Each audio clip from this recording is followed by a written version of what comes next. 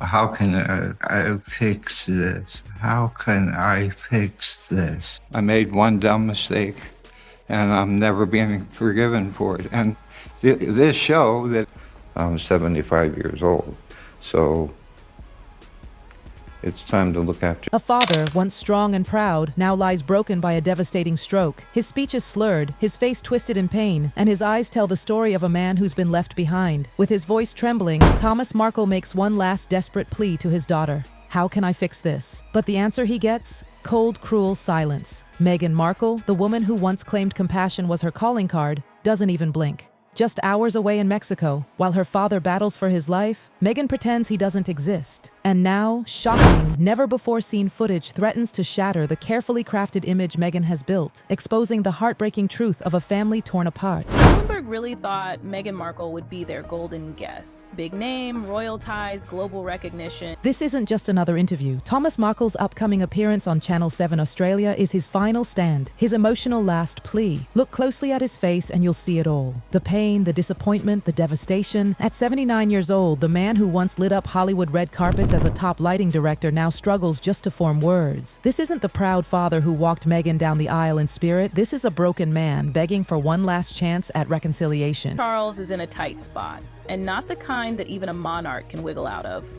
Behind the palace walls, his mouth is still visibly distorted from the stroke that nearly killed him. Every word he manages to force out carries the crushing weight of a man who knows time is slipping away. You can almost feel his desperation through the screen. He isn't angry, he isn't bitter, he just wants his daughter back before it's too late. But the tragedy? Meghan's silence is louder than any cruel word she could ever speak. Paul can't stop smiling as she roasts Meghan Markle's Netflix cooking show while discussing her new book.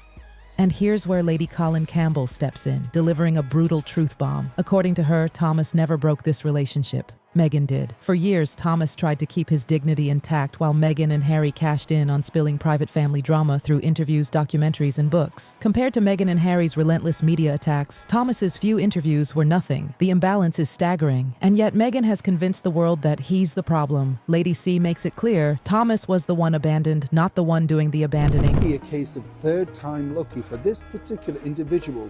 That's now very much aligned, some might suggest. And think about this. Meghan is living lavishly in her Montecito mansion, just a few hours away from where her father is struggling alone in Mexico. The physical distance? Nothing compared to the emotional canyon she's carved between them. He doesn't want her money. He doesn't want fame. He wants her love, her presence, a single phone call. And her silence? It screams louder than anything else. It strips away the glamorous humanitarian facade Meghan parades for the cameras. And now, with Channel 7's expose about to air, the entire world will see the cruelty that lies behind the mask. Don't be fooled. This wasn't some random find by Channel 7. No, this is a carefully orchestrated expose designed to hit Meghan where it hurts most. Her reputation. The timing couldn't be more perfect. This Sunday's broadcast promises explosive revelations, not just from Thomas, but from multiple Markle family members who've been silent for far too long. Imagine Samantha Markle and Thomas Markle Jr. joining forces, a united front Meghan can no longer dismiss as petty daddy drama. And here's the kicker. The teasers hint that this documentary goes far beyond family squabbles. Insiders suggest viewers will see Thomas at his most vulnerable, footage so raw it makes Meghan's silence look absolutely heartless.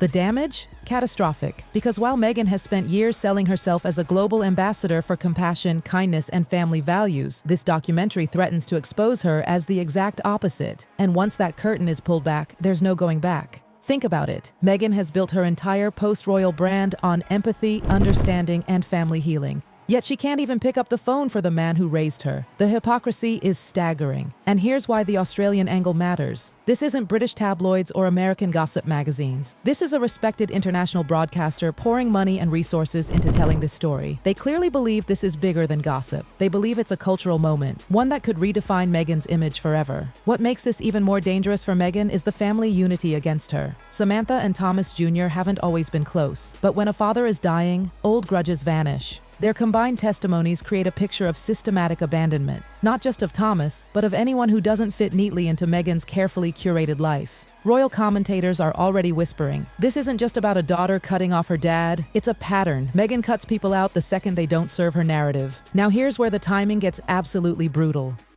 Meghan has been trying to soft relaunch herself lately. Carefully styled Lakers appearances, subtle cosmetic tweaks, and staged PR stunts. But none of that stands a chance against the raw footage of a stroke-stricken father begging for contact. You can spin interviews, you can control magazine spreads, but you can't spin away the sight of your broken dad, his speech slurred, asking why you won't call. The image is devastating, and even palace insiders admit they're watching this unfold with wide eyes. The hypocrisy is almost too much to bear, and the ripple effects are spreading fast. Hollywood charities, glossy magazine deals, political connections, all of it rests on Meghan's reputation as the woman who overcame hardship with grace. But what happens when the world sees her not as a survivor, but as the daughter who abandoned her sick father? Once people see Thomas struggling, once they hear him plead, "How can I fix this?" While Meghan gives nothing back, that sticks. It stains. And while Meghan is fighting this PR war, Harry is sinking deeper into his own disaster, in a London courtroom no less. Harry's much-hyped phone hacking case against the Sun? It's not just failing, it's collapsing spectacularly in front of the entire world. A judge, High Court Justice Fancourt, just delivered what experts are calling one of the harshest rebukes of royal testimony in modern history. His words were polite, but the message was clear. Harry's story doesn't add up. His inconsistencies are so glaring that in legal terms, the judge basically labeled him an unreliable witness, without actually using those words. The contradictions are jaw-dropping. Harry insists he couldn't sue back in 2012 because there was a secret palace agreement stopping him. But in the same breath, he claims he didn't understand the full scope of the hacking until 2019. Wait a second. So he knew enough in 2012 to explain why he couldn't sue, but also didn't know enough until 2019 to realize the problem. It's a logical train wreck. Justice Fancourt tore it apart line by line. And just when you think it can't get worse, Harry conveniently forgets that Prince William, yes, his own brother, quietly settled a similar case in 2020. How do you forget your brother's multi-million-pound settlement with the exact same publisher? The truth is brutal. Harry had a roadmap. William showed him how to win quietly and profitably. But Harry, he chose the opposite path: confrontation, publicity, and chaos. Lady Colin Campbell herself isn't mincing words here. She flat out accuses Harry of rewriting history just to cause maximum damage to the press, even if that means contradicting his own past statements. And that's exactly what's happening. Harry's new testimony directly clashes with his original filings. For a judge, that's a red flag the size of Buckingham Palace. And this isn't some minor slip-up. This is catastrophic. If the judge believes Harry's testimony is inconsistent under oath, it calls into question everything he's ever said. And think about the pattern here. Oprah, Netflix, the memoir, endless interviews. So many of their claims have already been challenged, picked apart, or proven shaky. Now a high court judge is basically saying the same thing, except in a legal setting where words carry consequences. This isn't palace gossip anymore. This is sworn testimony being shredded in real time. These newspapers employ the toughest media lawyers in the game, and they're not just fighting Harry's claims, they're systematically dismantling his credibility to make sure he never dares sue again. Once you're labeled unreliable in court, every future case becomes a lost cause before it even starts. And here's where the whole thing unravels. Harry isn't even consistent between his own documents. His witness statement says one thing, his particulars of claims say another. It's like he's telling two different stories about the same events, depending on which filing he's making. That's not just sloppy, and that's lethal. Judges don't forgive inconsistencies, they pounce on them. And the damage to Harry's reputation? Permanent. Royal watchers are horrified. Imagine this. A senior royal still sixth in line to the throne, being publicly branded, in effect, as unreliable by the High Court of London. It's a constitutional nightmare. He may not be a working royal anymore, but he's still tied to the crown. And to have a judge even hint that his word can't be trusted, that reverberates far beyond his own courtroom battle. It touches the monarchy itself. And let's not ignore the timing. Harry didn't just attack the press, he attacked his own family in legal documents, just 9 days before King Charles's coronation. Allegations against his father, his stepmother, and his brother. It wasn't legal strategy. It was personal destruction, dropped like a bomb during the monarchy's biggest celebration in decades.